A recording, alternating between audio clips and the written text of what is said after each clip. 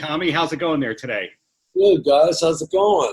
Great. Thank you very much. The first thing I want to know, does anyone call you Tom, or is it just Tommy to everybody? Only when they're mad at me. Tom? Hey, Tom? There you go. Actually, my mom used to just call me Tom when she was mad, but that's about it. And I'm calling you Tommy because I'm not mad at you today. Thank And you. congratulations on getting some great new music out there. I've only heard 2 tracks from Andro. Is the whole thing done and mastered and the artwork's complete? Yep, everything's done. It sounds insane. And I released 2 singles at once so that people could really get a feel for the vibe of the record, because one side of the record is completely female energy driven and the other side of the record is male energy driven. So I figured releasing 2 at once would give people a little taste of what what the whole thing's about. Sure, and Push Push represents some of that great female energy. How'd you encounter her? I've been following her for a while. She has done some pretty amazing stuff. She's on my list of collaborators. I've got an ongoing list of people that I would love to work with. So she was one of them, and when I wrote the track, she was the first one that came to mind. I was like, oh my God, she will absolutely kill this track. Right. And I sent it to her and she's like, I'm on my way. So that's kind of how a lot of the collaborations happened. Music was written and in my mind, I'd be like, whoa, this person would just kill this. This is perfect for them. And that's kind of how the whole process has happened, pretty organically. And I see you've got Josh Todd on the album and Lucas Rossi kind of all over the place in the best of kind of ways. Was it that you reached out to somebody and went, I got something for you, and then you'd send ideas back and forth, or was it mostly you sent finished tracks? Pretty much finished tracks. I mean, Josh, I can't say he's like on the record. He's not singing or anything on the track. He left me a really fucked up voice message one day. and it's such a great segue into a track called Caviar on a Paper Plate. It's a Mickey Avalon track. And I was like, hey Josh, can I use this? Because this just sets the track up perfectly. So he's just kind of a little, I guess, interlude, whatever. But yeah, as far as like Lucas, I've always loved Lucas. I mean, we picked him in Rockstar Supernova because he was the best by far, and he came to me with this idea of doing a Prince cover, which interestingly enough, the song was really, it's called When You Were Mine. And it's a really kind of a fast poppy, like when you were mine. It's really up tempo. We slowed it down and made it so, I don't want to say dark. It's just super sexy. It's way, way beautiful. I'm really excited for people to hear that. And of course, he sings his ass off on it. And there's these beautiful high Prince-y falsetto things that are just like, oh my God, listen to that. Right. The way that you met Lucas, as you mentioned, was Supernova, and that led to you working with Butch Walker on that show and then also on Good Times. So kind of your career has been pretty linear in some ways. Somebody like Fred Durst, you worked with him on Methods of Mayhem, and then he directed these 2 music videos. So it seems like you send out holiday cards and you're putting on top of keeping in touch with people. Yeah, I mean, yeah, there are, a lot of the collaborations are new, and I've gone back to some older friends because, like for Fred Durst, for instance, I sent him the record because he came to mind because just shooting 2 videos also, one being that, Tops, which is you know, more hip hop or a rappy kind of vibe, and Knock Me Down being super heavy. Fred is the only guy on the planet that I know that gets both of those. And I sent him the tracks, and he was like, "Oh, dude, these are fire. Let me at them. I can, you know, this is right up my alley." So it was a perfect choice. You know, he gets all of it. And he did both the music videos on those album Yes. cuts that have come out. Was he just your first go-to? Like, Fred's going to get the music, therefore he's going to get the visuals too? Pretty much. I mean, nobody else came to mind. I don't know anybody. And Fred, being an artist, he understands where I'm coming from and what I'd like to convey. Picture-wise. So he was the first and only guy that I went to, and I knew we'd do some great stuff together, you know.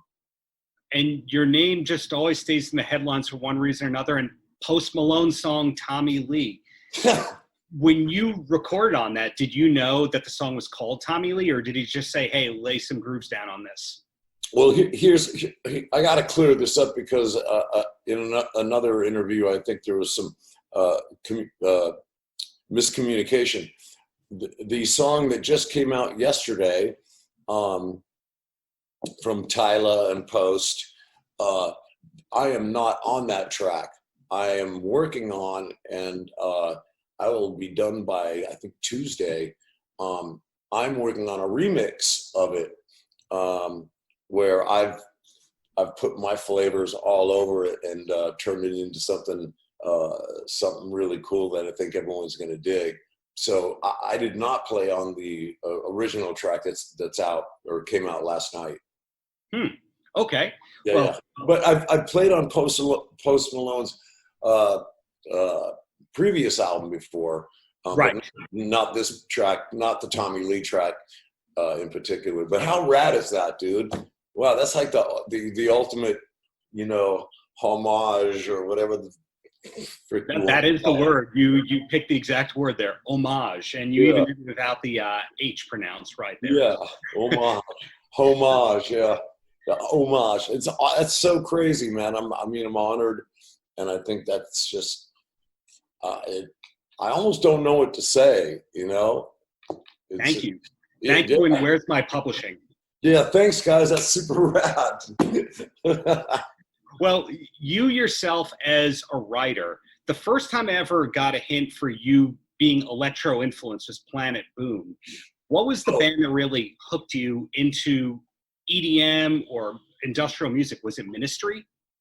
You know what? Several things. I mean, there's Ministry, The Prodigy, 9 Inch Nails. I could go on.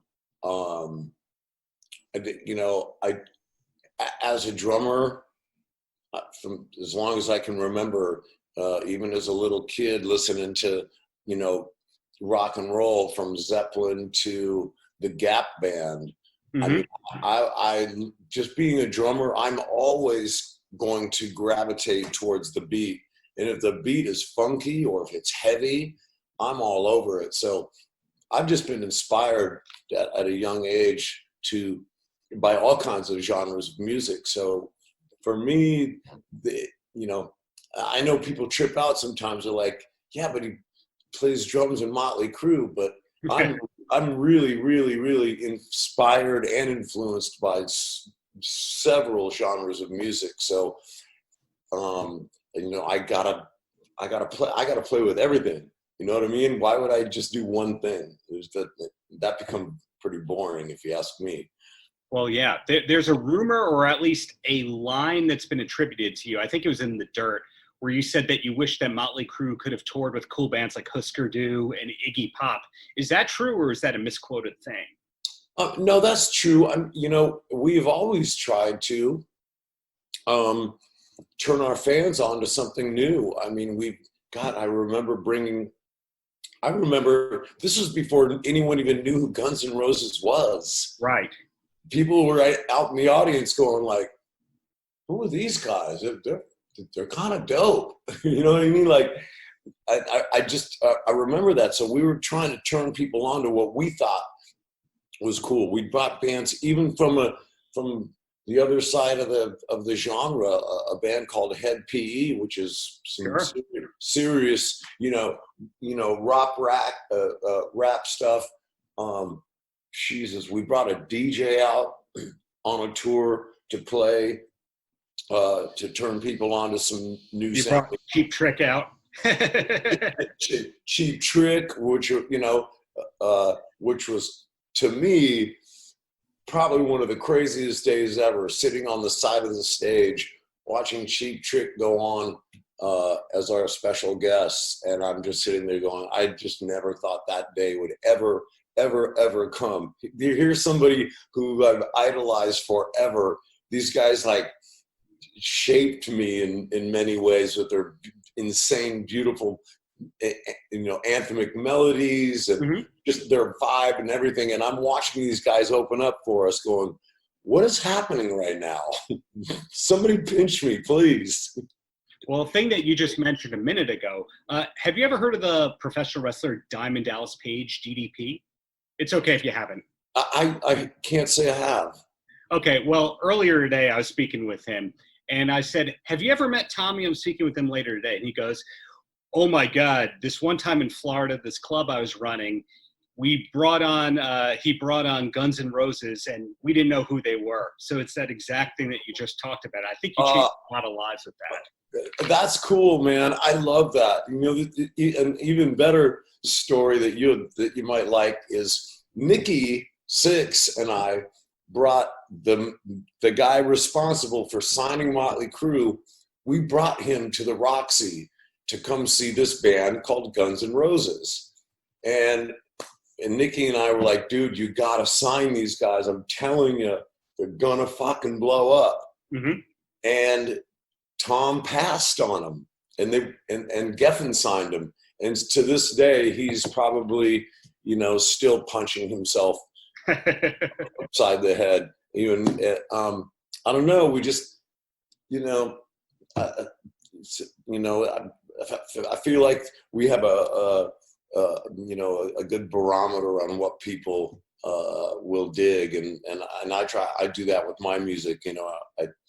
I think I've made a record that there's something for everybody on it. It's one of those where I'm like, oh, how could you not like this, man? If you're a girl, you're gonna love this. If you're a dude, you're gonna lose your mind.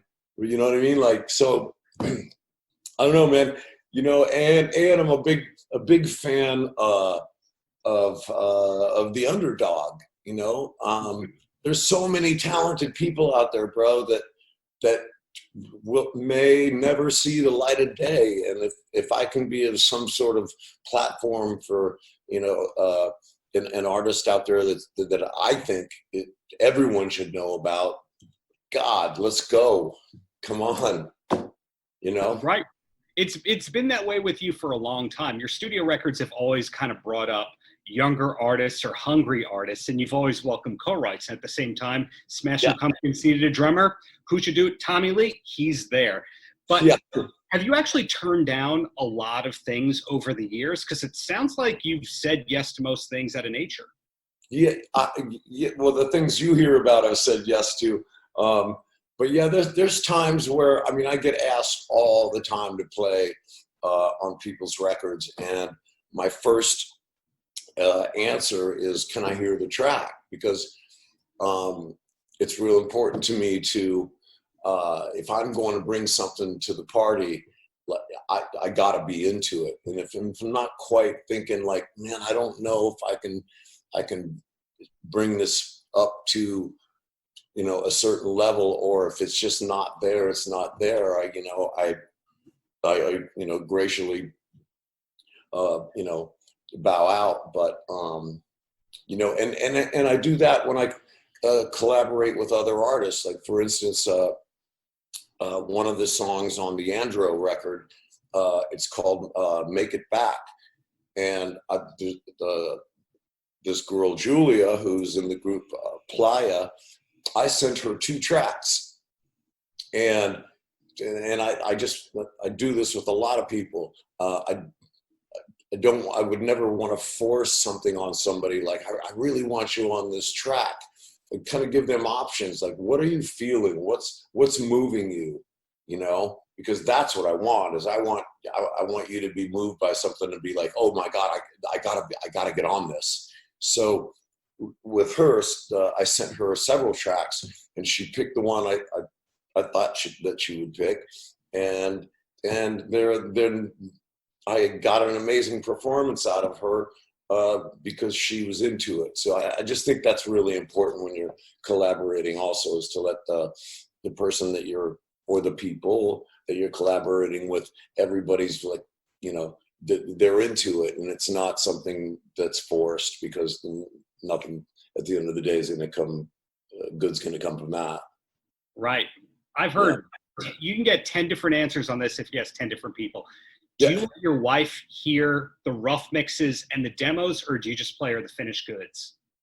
Well, I mean, she's always around, so she hears it going down, and you know, I don't think, I can't recall her ever saying, "Oh, the demo was better." You know, I can't recall that ever happening.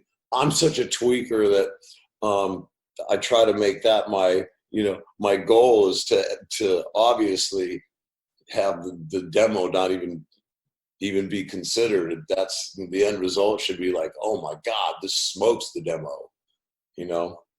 So far so good. Now, one of the things that you're most famous for, musically speaking, is the drum sounds that you got on Dr. Feelgood. And without that, there's no Black Album from Metallica. Without no Black Album, there's no metal streaming, I guess we can say. Do you spend a lot of time still on getting tone? Yeah, like just laid some drums down on this new Post Malone remix, that Tommy Lee track, and we spent 2 days making sure not only that the drums sound the best they can possibly sound, but do they sound right for the track? I mean, that's important, because you can sit there and spend weeks on a snare drum sound, but if it doesn't fit into the track, yeah, the snare drum sounds great, but is it musical? Does it sing in the track? You know, do the toms sing in the track? Mm-hmm. Are they tuned note-wise to the track? A lot of times you'll hear a bass drum and it just goes boom, but does it go in the right key? And those things are so important, and those are overlooked by a lot of drummers who are just going like, oh, I just want my drums to sound badass. Well, badass is cool, but is it musical? So I try to keep things as musical as possible, as well. Yeah, of course. Your Bonham meets Alex Van Halen meets your own thing over the years. And you also, can I keep complimenting you, or do I have to stop? I can't gauge if you can take compliments. You can keep them coming, man. I love it. I love it. So you're one of the people that kind of made it cool to play piano within the hard rock genre. Growing up, kids don't want to play the piano. They want to play the guitar, but then they hear Home Sweet Home and they hear some of the Motley Crue deep cuts, like, is it You're All That I Need? Or yeah, You're All I Need, yep. Yeah, they hear that stuff. They go, oh, someone cool plays piano. Maybe I can too. Has anyone ever asked you to play piano on a record besides Motley Crue? No, but yeah, because that's probably not primarily what I'm known for. But I have received some compliments, and one being from Axl Rose, which was amazing. He's a great guy, and for him to come out and say that when Tommy played piano during Home Sweet Home, that was my main inspiration for November Rain. Wow. Yeah, and heard that. When he said that, I was like, whoa, dude, that's really sweet. That's really cool, man. So technically, I've never played piano on, not that I know of. I'm trying to think now. Have I? I don't think so. But have received many compliments on it, and I think that's cool. And you're right.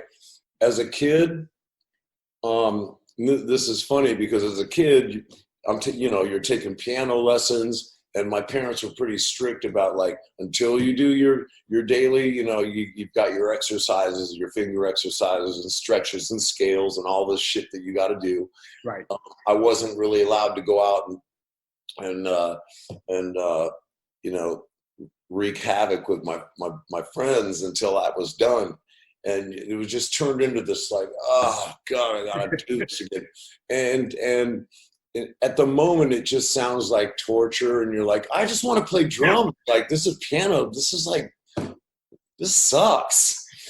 But at the, there came a moment where, I thanked my parents. I'm like, I got to thank you guys for making me practice and be vigilant about, what it was that, I wanted to take piano lessons, but then it started to become really difficult, and it's a lot of work, but it's such a beautiful instrument. And I thank them later for being like, being firm with me on it, because it's an instrument I can walk up to at any time and either make somebody cry or make them happy. Like, it's such a powerful, beautiful instrument, man. I love the piano. Well, what more can I say about that? I think piano is maybe more so than guitar, a really cool instrument for a child learning music to start with. Well, yeah. Bringing things in a totally different direction here. You were the first guest on Sammy Hagar's Traveling Rock Show, and we saw you cooking in the kitchen. Are you regularly a cook, or is it the kind of thing where you can cook one or two dishes to impress a lady and then you let that one lie? No, man, I love to cook. I just saw Sammy a couple of days ago. He's doing really well. I love that guy. No, I love to cook, man. My Greek mother, she taught me a lot, and I love it. My father cooked also, not all the time. He would mostly cook like all the big holiday kind of dinners and stuff. But I love to cook, man. It's that, and maybe even more than cooking, I enjoy the time. It's like this weird quiet time of just like preparing and chopping and getting things ready and prepping and kind of tasting as you're going. That whole kind of ritual is really like I don't know, you just get to check out for a while. Does that make any sense?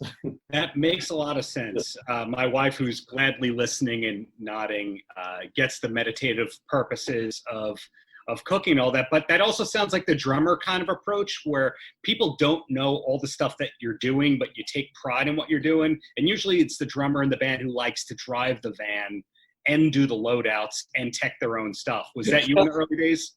Totally. The guy who's like, I don't know, holding down the fort, man. He's that guy.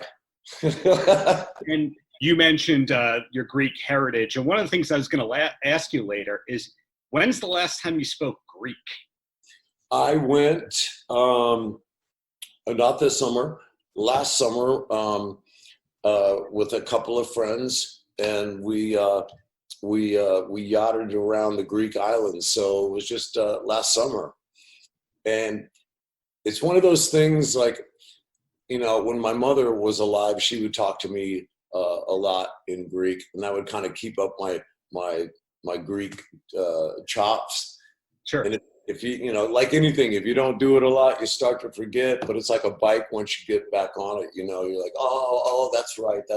So I don't know. A few days into the Greek island trip, I was like, okay, that's right. I forgot you say that.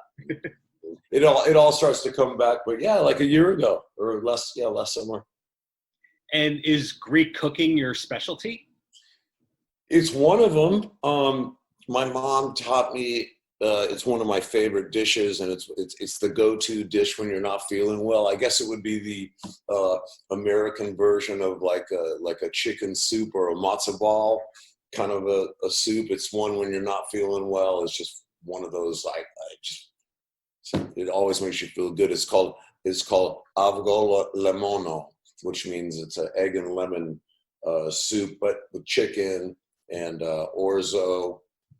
It's like looks like a little fatter rice. I don't know if you're familiar with that. Oh yeah. I've done my Greek food time. I mean, you live in New York. If you don't eat Greek food, yeah, New York. then you know. Yeah. So that stuff. Of course, lamb souvlaki. You marinate that the day before. I have recipes from her that I've saved, that I still use today. So I love cooking, man. It's a cool indoor sport. And I have to ask you then, is it gyro or gyro for the record? It's gyro. Okay, it's gyro. Tommy says it's so funny when people call it a gyro. I know it's spelt like that, and that's phonetically not phonetically. Phonetically is what it sounds like. What it looks like is gyro, but it's like the G isn't pronounced with the J. It's like more like an H, gyro, right. Or right. E or an H, gyro. And then also in the food space, one of the most infamous things about you is that MTV Cribs where you showed that you had a Starbucks in your home. Is that still in effect? Are you still a franchisee? Of course it's still here. I just switched over because I'm drinking. This is actually, it's kind of my new jam. I just found out about these. I learned about it on the golf course. It's called a transfusion. It's ginger ale with a little splash of grape juice. But that's like a virgin transfusion. A real one would have vodka in it, but this is a virgin. And so I just switched over. I've had a couple of cappuccinos this morning. But yes, Starbucks it's actually right next to the studio door. It's right outside the studio. Were you the only celebrity endorsee to ever get that? Because I don't think I've ever read about anyone else having that. It was a weird thing. I remember I lived up in Malibu at the top of Mulholland, and like to go down to Starbucks is literally like a 20-minute trek down to Starbucks and 20 minutes back. It's like a 40-minute run to go get a freaking coffee. And I think I was just complaining one day because I was tired of doing that. And I was just complaining one day to my accountant. I was like, God, man, I would just kill if there was a Starbucks that was closer, or if I had one in my house. I was just like bullshitting, really. And he goes, oh, well, I represent, several of the Starbucks chains. And I was like, what? He goes, well, let me make some phone calls and see if I can just get the people that actually do the installs with the machinery. Like I don't want to open up a Starbucks at my house, but to get the machinery and everything in, he made a couple of calls and boom, they came over and installed the machines, the grinders, the pump, the flavors, you name it, the whole deal. And they brought me like the green Starbucks apron and shit. And I was like, it's legit Starbucks downstairs here. It's crazy. All I can say to that is just, wow. The apron, I'd never seen photos of that, but that should be in a music video eventually. Yeah, I usually don't wear the apron, but it's fun to have. Well, a bunch of random questions here, being respectful of your time, because again, when you say I'm talking to Tommy, everyone in the world's a Motley Crue fan, whether or not they admit it outright. So first thing is, how many WrestleManias have you attended? How many WrestleManias? Yes. Well, one we played. And as far as attending it and being there live, I think that's the only time was when we played. The rest of the time I'm attending, but watching it from television, Okay, now we talked before about how you speak Greek and you pick it up and all that. Now, David Lee Roth recorded a whole album in Spanish. He recorded Eat 'em and Smile in Spanish as Sonrisa Salvaje.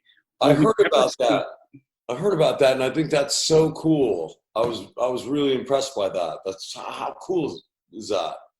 Well, will we ever see a Greek language recording from you? Whoa.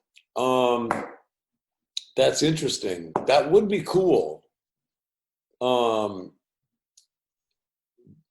That's interesting. I mean, I never thought about doing that, but why not? Shit, why not? Maybe. Okay. You never know. You never know. You heard it first. Yeah. Another thing that's awesome about you is that your athletic background, a lot of it comes from ballet. Did ballet have a big correlation to your drumming and the discipline involved in being physical but mental at the same time? More so tap dancing, because that's super, super rhythmic. I guess ballet, I think one of the reasons I chose ballet, which what could possibly be wrong with dancing with girls, right? I guess I just wasn't one of those guys who, was like a sports guy and hanging out with dudes in the locker room. Like I preferred, and trust me, I got a lot of shit right, by my peers for taking tap and ballet. And so much peer pressure at a young age like that, it made me quit. Because there was a picture in the local paper at a dance recital, and here I am in my tights, but I'm with this beautiful girl, and I remember going to school the next day, and these people were going, hey, what are you, a fag? And I was like, that's the dumbest shit I've ever heard. Hold on. If we're talking about fags, you're playing football, spanking each other on the ass. I think there's some confusion here, fellas. And not that that's gay, but I'm just, you know what I'm saying? Like that. And I got so much pressure that I just said, fuck it. I quit.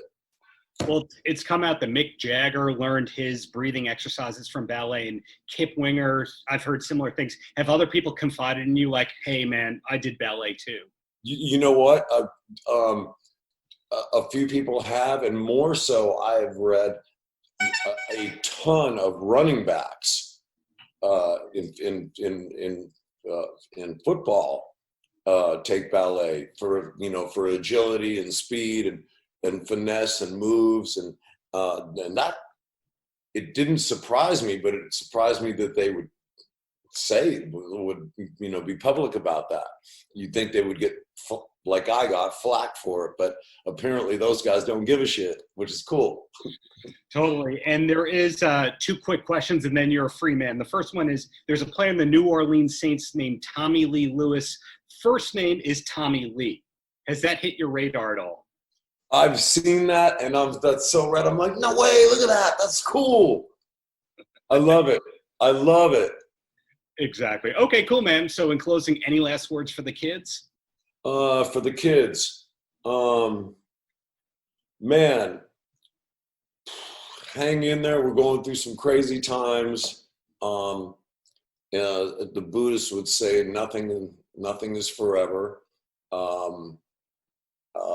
What else, man? I hope y'all enjoy the record that I made, because I made it for myself and I made it for you guys, and I hope you enjoy it, and I hope you stay safe, happy, healthy, and I will see you next summer right around this time in a stadium near you.